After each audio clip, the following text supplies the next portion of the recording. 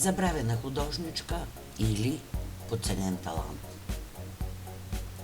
Името на Корнелия де Райк 1653-1726 година рядко се споменава сред големите майстори на европейското изкуство.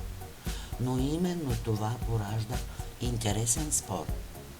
Била ли е тя пренебрегната от историята или просто не е оставила достатъчно следи, за да бъде запомнена?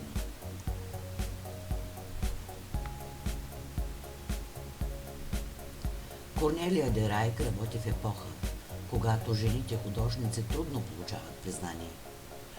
В рамките на барока изкуството е доминирано от мъже, а достъпът до обучение и поръчки за жени е силно ограничен.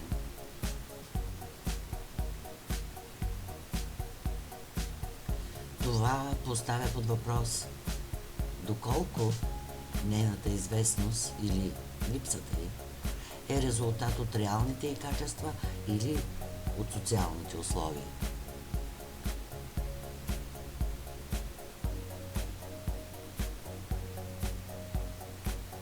Един от основните спорове около Корнелия де Райк е свързан с оскъдната информация за нейното творчество. Част от произведенията й се приписват несигурно, а други може би са изгубени или приписани на мъже художници. Това прави трудно точното оценяване на нейния принос.